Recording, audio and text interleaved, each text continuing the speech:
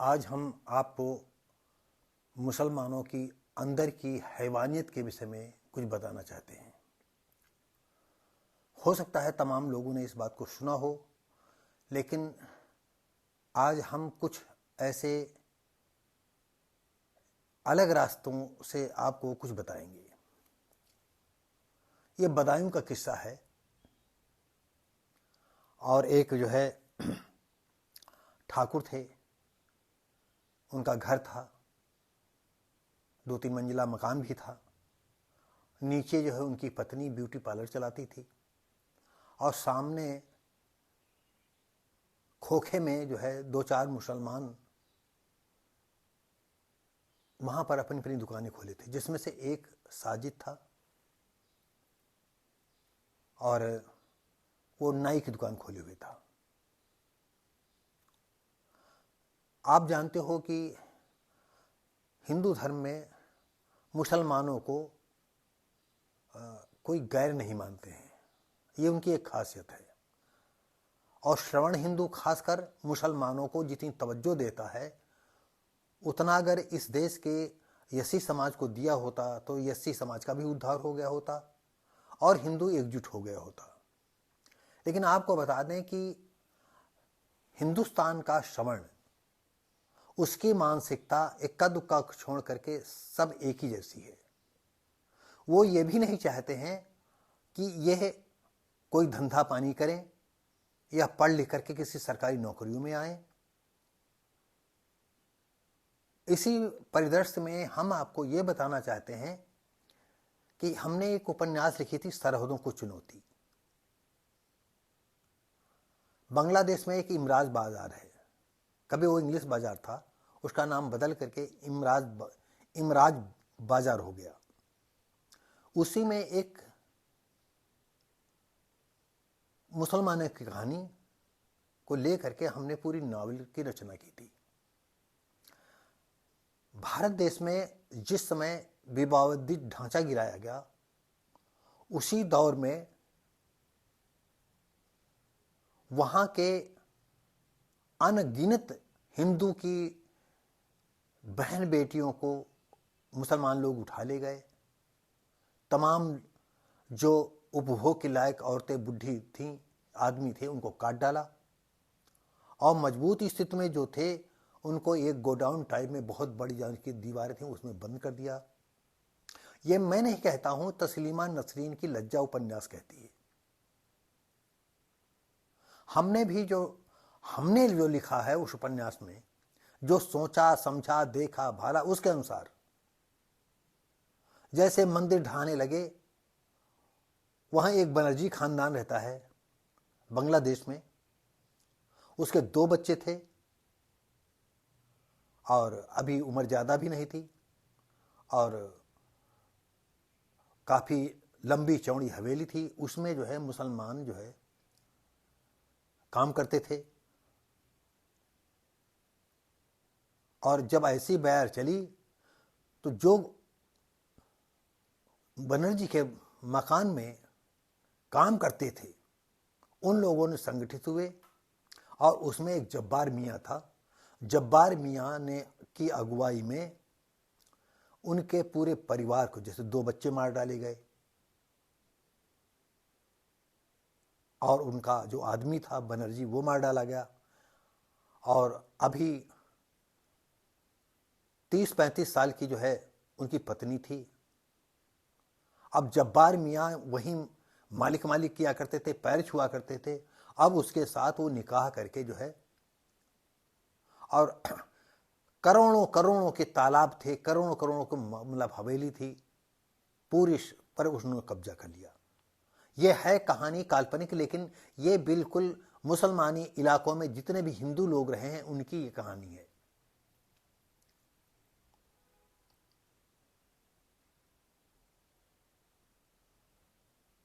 अब हुआ ये कि जब्बार की जो पत्नी थी,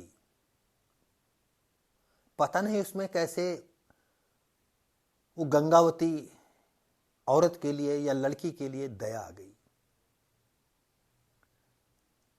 जब भी वो रेप बलात्कार करने के चक्कर में हो तो वैसे ही गंगावती जो है उसकी पत्नी की जाए और पैर पकड़ ले इतना सब कुछ आपने ले लिया है, हम चाहती तुम मर जाएं आज, लेकिन मैं चाहती हूं कि इस घर में मैं दुल्हन बन के आई थी और मेरी अर्थी यहाँ इस घर से उठे। मेरे पति नहीं, मेरे बच्चे नहीं, सब कुछ तो जब्बार ने खत्म कर दिया है। अब क्या चाहते हो? अरे दुनिया में इतनी औरतें हैं, हमें बख्श दो। वक्त धीरे धीरे आता गया, जब्बार की लड़की जो है बड़ी होती है और गंगावती से वो बहुत प्यार करती है। खास बात यह थी कि एक जो लड़की थी तरन्नुम, जिस दिन पैदा हुई थी उसी दिन उसकी हवेली, घर बार, तालाब पर उनका कब्जा हुआ था, और जिनका तालाब पर कब्जा हुआ वो संपत्ति उन मुसलमानों की हो गई। यह उनका इस्लामी कानून है, और यही अपने देश में। हम आपको यह बताना चाहते हैं, यह बिदाइयों का जो किस्सा है, यानी कहां वो नाईगिरी का काम करता है और फिर भी सामने वाले जो ठाकुर का मकान था, उसकी पत्नी, उसके ठाकुर, उसके बच्चे, उसको बच्चे अंकल अंकल कहा करते थे और पत्नी भैया है भैया है। और उन मुसलमानों ने प्लानिंग तो यह की थी कि आज हम सबके सामने, लोगों के सामने यहां बंद कर देते हैं 4 बजे के करीब,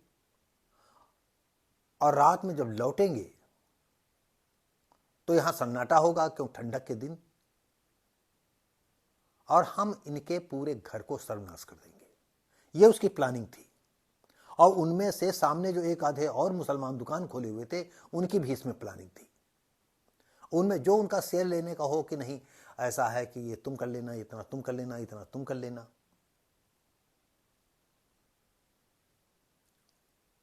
और मार काट करके इतने गुप्त रूप से वो निकल जाते कि सुबह फिर अपने हिसाब से चल आते, और घर में सब उनके 2 बच्चे, 3 बच्चे मरे पड़े होते, और जो ठकुराइन थी वो भी मरी पड़ी होती, और वो आकर करके सबसे ज्यादा हमदर्दी दिखाते। और एक दिन ऐसा आता कि उनकी सेवा में लगे रहते ठाकुर के, और ठाकुर को भी हिसाब से लगा देते, यानी पूरी उनकी जर जमीन जोरू पर उनका कब्जा करने का उनकी नीयत थी। ये बदायूं का किस्सा है। आजकल जो है बहुत ज़्यादा चैनल पर चल रहा है, पूरा जो है यूट्यूब पर छाया हुआ है। लेकिन जो मैं बात आपको बताने जा रहा हूं, किसी यूट्यूबर ने, किसी जो है चैनल वालों ने इस बात को नहीं उड़ेदा होगा। और खासकर हिंदुस्तान के जितने सवर्ण हिंदू हैं, वो मुसलमानों को अपना बाप, बेटा, भाई समझते हैं, और शेड्यूल कास्ट को जर खरीद गुलाम और बहुत ही तिरस्कृत कौम समझते हैं। ये मुसलमान को सिरहाने बैठाएंगे, उसको रसोई घर में खाना खिलाएंगे, और शेड्यूल कास्ट अगर कोई पहुंच जाता है तो कुत्तों वाला कप रखा होता है जिसमें कुत्ते को पानी दिया जाता है, उसमें पानी वो देते हैं। ये इस हिंदू की मानसिकता आज भी है। चाहे जहां आप देख लीजिए, जिस मोहल्ले में मुसलमान रहता है वो ठाकुरों से उसकी ज्यादा पटरी खाएगी, क्योंकि वो मुसलमान कहा करता है कि लंबरदार तुम्हारे लिए जान दे देंगे। हाँ, वो सही बात, जान दे देंगे, क्योंकि पेशा है ये जान देने का। और एक बार तुम्हारे एहसान कर दिया, फिर तुम्हारे घर पर उनका जो है अमन चैन चालू हो गया। किसी यूट्यूबर ने नहीं बताया होगा, किसी चैनल वालों ने नहीं बताया होगा, लेकिन मैं बता रहा हूं कि उस नाई की पूरी जो है प्लानिंग ये थी कि हम दिन में बंद कर देंगे और लोगों, तमाम लोगों से मिलेंगे, वो मिला भी होगा, और रात के सन्नाटे में उससे पूरी जो है रेकी की होगी कि यहाँ कितने बजे सन्नाटा हो जाता, और रात में आएंगे, और रात में आ करके जो है हम 3 बच्चों को मार डालेंगे, इसकी पत्नी को मार डालेंगे, और मार करके धीरे में हम लोग फिर निकल जाएंगे, और सुबह जितने बजे आते हैं उतने ही बजे आएंगे, और तब तक जो है ठाकुर को कोई न कोई खबर दे चुका होगा, और नहीं तो तमाम लोगों की भीड़ लगी होगी, हम भी उस भीड़ में शामिल हो जाएंगे। क्या हुआ क्या हुआ क्या हुआ। अब ऐसी ही एक घटना हमको कानपुर की मालूम है। कभी एक समय हमारे यहाँ एक लेडी थी, वो किराए पर आई थी, और उन्होंने बताया था कि कानपुर में जो है, अब वो ये 92 का किस्सा है, हम समय आपको नहीं बता पाएंगे कौन सा वो बता रही थी, और वहां कर्फ्यू लगा हुआ था। शायद एक काला बच्चा सोनकर था या ऐसा कोई एक मारा गया था, उसमें शायद कर्फ्यू लग गया था, मुसलमानों ने मार दिया था, एक खटीक भाई थे उनको मार दिया था। और एक पंचर बनाता था, 4-5 उसके लड़के थे, बीवी थी, 6-7 लोगों का परिवार था। और जब देखा कि सब मुसलमान इधर उधर भाग रहे हैं तो ये कपूर खानदान थे। कपूर खानदान के पास आता है और पैर पकड़ लेता है, साहब हम कहाँ जाएं, बचा लो। लेकिन कपूर तो उसका भाई अपना एक तरह समझते थे और उन्होंने कहा तुम्हें भागने की जरूरत नहीं है, तुम ऐसा करो कि सारे बच्चों को लिवा लो, हमारे यहाँ चले आओ। अब जब वो घर में आए तो सारे शरणागत बच्चे बूढ़ जितने थे उनके घर के लोग, और 6-7-8 दिन के बाद जब भी वो कर्फ्यू हटा तो धीरे धीरे वो निकलने बैठने लगे, रात में निकलते थे। और जब देखा पूरी तरह से कर्फ्यू हट गया है, हम निकल सकते हैं, उसी रात में पूरे 8 दिन में, 7 दिन में, 4 दिन में पूरी की पूरी जो है रेकी कर ली घर की, मोहल्ले की। और उस कपूर के जो है लड़के बच्चे बहुओं और मालिक मुखिया औरत सबको रात ही में काट डाला। और काटने के बाद जितना जो है कीमती सामान था सब लेकर के वो रफू चक्कर हो गए। ये उन्होंने हमें बताया था। आज वही कहानी फिर आई और ये कहानी ये लोग दोहराते रहेंगे, क्योंकि इस देश का जो सवर्ण हिंदू है, आज आप सवर्ण हिंदू आप कहते आपको अच्छा नहीं लगता, हमारे दर्शक तमाम सवर्ण भी हैं, उनको अच्छा नहीं लग रहा होगा, लेकिन जो बात मैं कहता हूं शायद उनको भी अच्छा लगता होगा। आप लोग दिल दिमाग में जो हमारे सवर्ण साथी हैं, जो सवर्ण बंधु हमारे इस वीडियो को देखते हैं या हमारे हैं, वो अनुभव करें कि क्या शेड्यूल कास्ट को आप सम्मान दे पाते हो? जो पढ़ा लिखा है, जो सम्मानित है, क्या आप उसको सम्मान दे पाते हो? और नहीं सम्मान दे पाते तो क्या कारण है? मुसलमान को घर के अंदर बिठाओगे और जिसका काम यही है कि दूसरे की जर जमीन जोरों पर कब्जा करना, और हुआ यही। उन्होंने बदायूं में जहां उनकी घर था उन्हीं के सामने, ज्यादा घनी बस्ती नहीं थी अंदाज के हिसाब से, तभी तो सामने खोखा 4, 5, 6, 10 लोग लगाए हुए थे। और उसमें से जो है 4 बजे बंद करके सबसे मिलते जुलते हैं, जब बताया होगा कि हम फलां जगह जाना, हमको फलां जगह जाना है, हमको ये काम, हमको वो काम है। और रात में 8 बजे के बाद वो लोग पुनः आधम के, क्योंकि पूरा इलाका सन्नाटे में डूबा हुआ था। ठकुराइन ने जो है बड़ी आवभगत की, भैया हो बैठो, हम अभी चाय बनाते हैं। भाई अपने लोगों के यहाँ, हिंदुओं के यहाँ कोई आता है, अच्छा भैया बैठो चाय बनाते हैं। चाय बनाने चली गई और वो जो है बच्चों को ले करके कहा, अब बेटा थोड़ा छत पर चलते, थोड़ा जी घबरा रहा है, तब तक चाय बनेगी।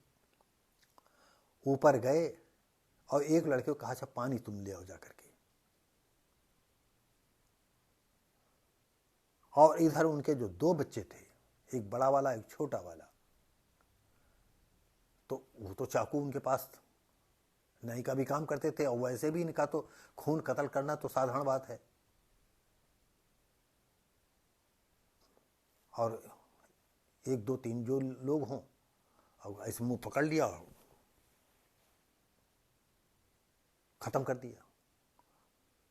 जब बीच वाला बच्चा जाता है तो वो देखता है और देख करके चीख करके भागता वहां से। माँ भी जो है, और ये दौड़ता पकड़ने के लिए, लेकिन पकड़ नहीं पाए बच्चे को। माँ भी बाहर आती चीखती, मोहल्ले वाले दौड़ जाते हैं तो माँ और बेटे को बाहर खींच करके दरवाजा बंद कर देते हैं। लेकिन जब दरवाजा बंद कर देते वो अंदर होने चाहिए, तो वो उसी पीरियड में ही शायद हमको लगता है जब लोग इकट्ठा होने लगे तो उसका मौके का फायदा उठाया और वो लोग गए भाग। या फिर छत पर से 3 मंजिल मकान था, कोई दूसरे मकान होंगे, उनसे उन्होंने रेकी की होगी, उनके उस मकान से फांदते चले गए, निकल गए रात में। तुरंत ही पुलिस फोर्स आता है और हाउ तौबा में जो है पुलिस भी पूरी तरह सक्रिय हो गई, आदमी भी सक्रिय हो गए, जो जहां था सब जगह फोन गनगनाने लगे। पुलिस को खबर मिली कि नहीं फला 2 किलोमीटर दूर जो है वो पुलिस को खबर मिलती हुई जाते हैं और मुठभेड़ होती है और उसमें जो है वो एक जो मेन था वो मारा जाता है। तो हमारे दर्शकों, आप मुसलमान से दोस्ती करते हो सोच समझ करके करिए।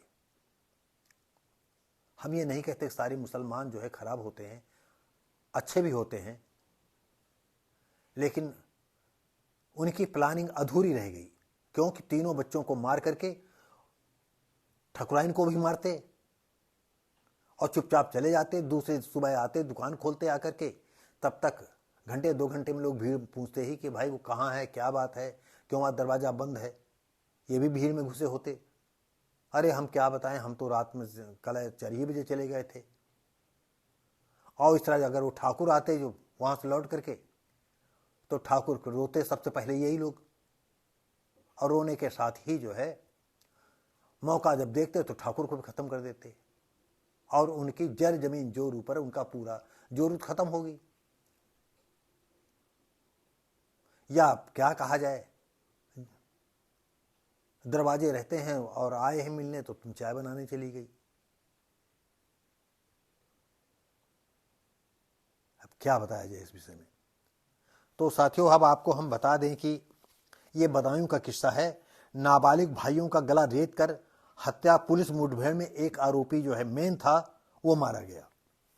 उग्र भीड़ ने आरोपी की दुकान और 4 खोखे फूंक दिए। वहां पर 4 जो दुकानें और मुसलमानों की थी, लोग इकट्ठा हुए और इकट्ठा होकर के यहाँ पर हिंदूवादी दृष्टिकोण खूब हवा चल गई। ऐसे तुम्हारी अंदर से विचारधारा नहीं बदलेगी। ऐसा जब कोई कांड हो जाएगा, जब तुम मरवा लोगे किसी को, तब तुम्हारी भावनाएं जागृत होती हैं।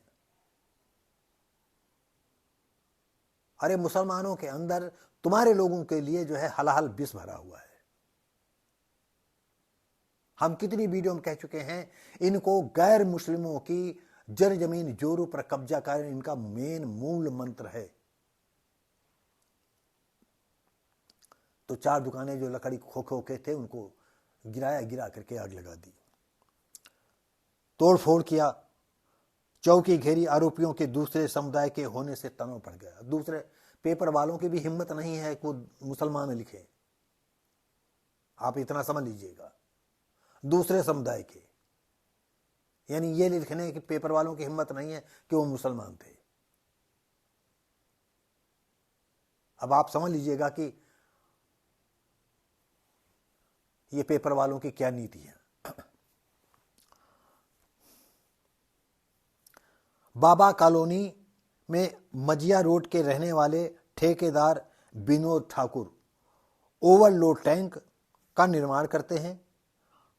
आलापुर थाना क्षेत्र कस्बा सखानू के रहने वाले आरोपी साजिद, जो मेन इसका मुलजिम है वो साजिद है, जिससे इनके घर के बहुत अच्छे ताल्लुकात थे, और जिसके साथ एक दूसरा या तीसरा जो भी गया हो तो उसको चाय बनाने के लिए तुरंत वो किचन में घुस गई। जैसे कोई दामाद आया हो और बच्चों को लेकर के वो छत पर चला गया, एक बच्चे को कहा पानी ले आओ, और तब तक जो है 2 बच्चों का वो गला रेत चुका था, कई घाव कर दिए थे, और चीखने भी नहीं दिया। थामा होगा तभी तो चीख नहीं तो वैसे भी चीख कहीं घर में गूंजती।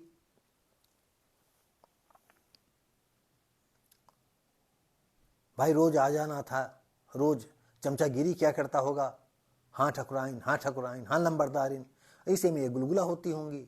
ठाकुर भी बड़े लंबरदारी इनकी खूब झलकती होगी इसी में, और आरोपी ने इसी का फायदा उठाया।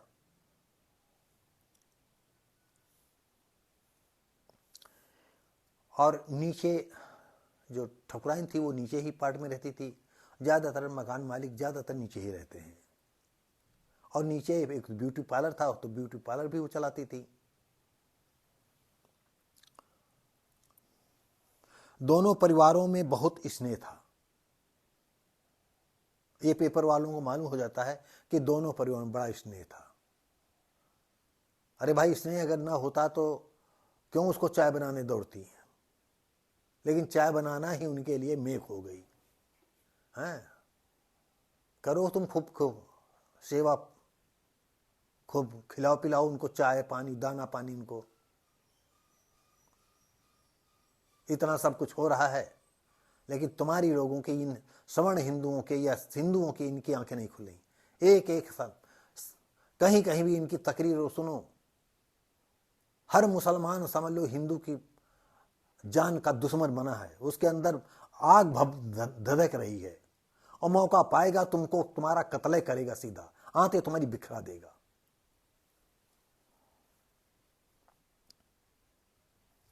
मंगलवार की रात संगीता, ठकुराइन का नाम था संगीता, 3 बच्चों आयुष, आहान और पीयूष 8 साल का, आयुष बीच का था, सभी घर पर थे, जबकि विनोद लखीमपुर में, जो ठाकुर थे वो लखीमपुर में गए थे विनोद। साजिद मंगलवार शाम को 4 बजे दुकान अपनी बंद कर देता है, बंद करके चला जाता है, और अचानक रात 8 बजे आता है 2 साथियों के साथ, यानी वही खोखे वाले होंगे या और कोई कहीं दूर के लिए आए होंगे, क्योंकि इनका तो कत्ल करने के लिए तो सभी तो तैयार हैं, ये हर वक्त 100% रेडी होते हैं।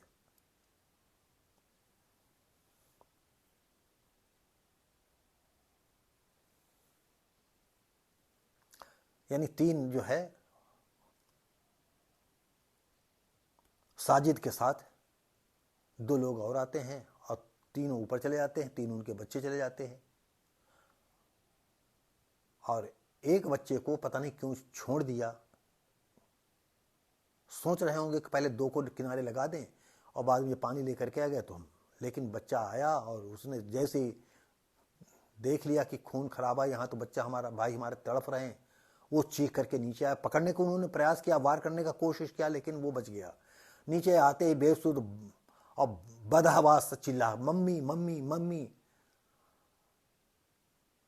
उनको इन लोगों ने मार डाला। अचानक ये बात सुनकर के संगीता भी चीखी होंगी, और चीखने के बाद आवाज पड़ोस में जाती है, लोग दौड़ करके आते हैं, तो इन लोगों को बाहर करके दरवाजा बंद कर देते हैं। तो दरवाजे से बंद करते हैं, ये पेपर में ऐसा दिया है, पेपर बंद, दरवाजा बंद कर ले, तो जब दरवाजा बंद कर ले तो उनको घर के अंदर होना चाहिए, या घर से लगा हुआ कोई दूसरा मकान हो जिसके वो पहले रेकी की हो कि हमको ये करके कहाँ से कहाँ निकलना, अगर ऐसी स्थिति आ जाएगी तो ये होगा, ये स्थिति आएगी तो ये होगा।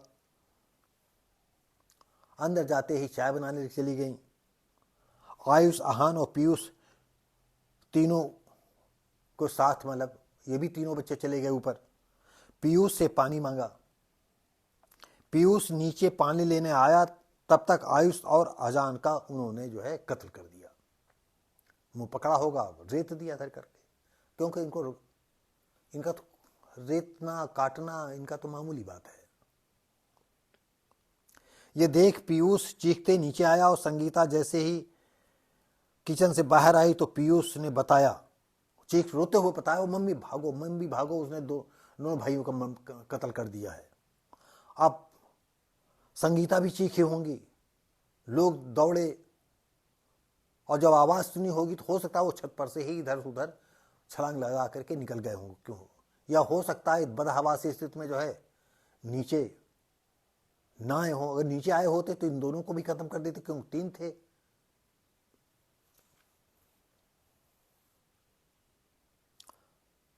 पीयूष पर भी चाकू से हमला किया था, लेकिन वो पकड़ से निकल गया सर, क्योंकि बच्चा था तेज, रोज का आना जाना चढ़ना उतरना मकान में सीढ़ियों पर, तो ज्यादा हैक्चुअल था, तो पकड़ उसको नहीं पाए,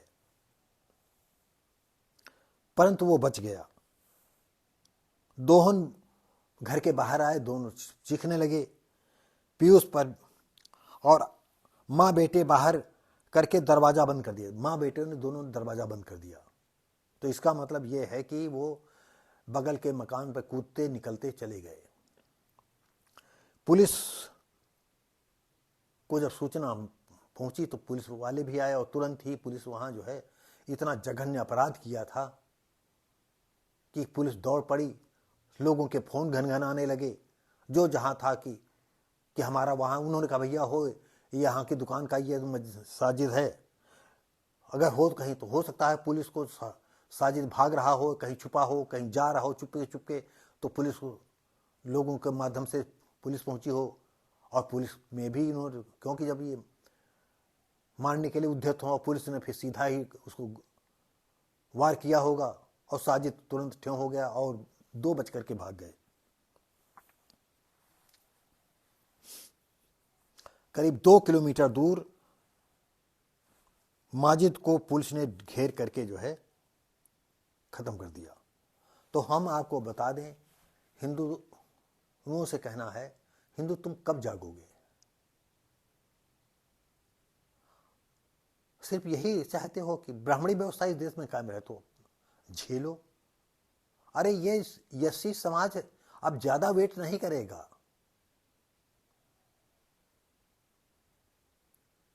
हमारे जैसे भी लोग सब धीरे धीरे करके हिंदू धर्म छोड़ देंगे और तुम अपना रहना ठाठ अमन चैन से।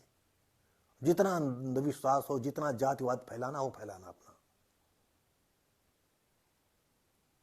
यही कारण है कि इस देश में मुसलमानों की संख्या जो बढ़ी तो बढ़ी, वो एक तो जो गिने योग तरह बच्चे पैदा कर, सोरी की तरह बच्चा पैदा कर रहे हैं ये लोग। लेकिन इसमें धर्म परिवर्तन का भी बड़ा योगदान है। उन्होंने धर्म परिवर्तन कर लिया है जो अब भी तुम्हारी आंखें नहीं खुलती हैं। पुष्पेंद्र कुलश्रेष्ठ कहते, अरे भाई कभी उनके यहाँ चले जाया करो, उनके हाथ की चाय पी लियो, उनके चाय बाढ़ी है, इतने अमीर है ना, चाय पियो, उनकी गाली दो, वहीं खाओ, उनकी माँ बहन बेटी करो।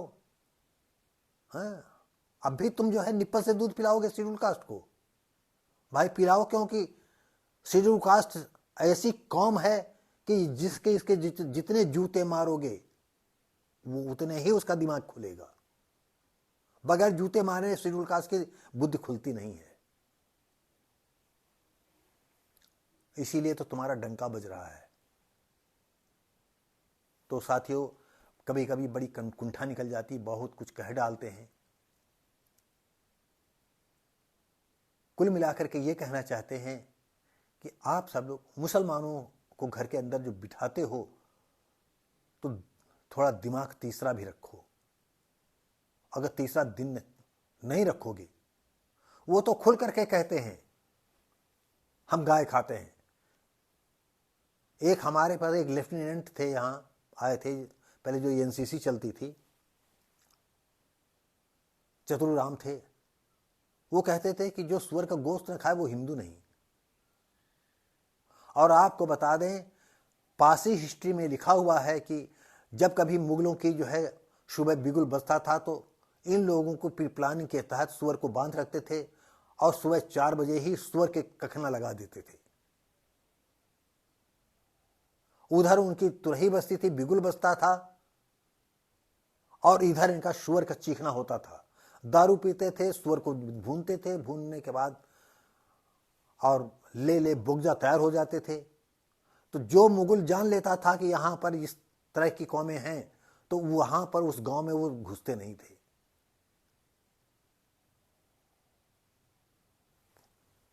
ये इतिहास में ये सब मुसलमानों की उर्दू वाली किताबों में है।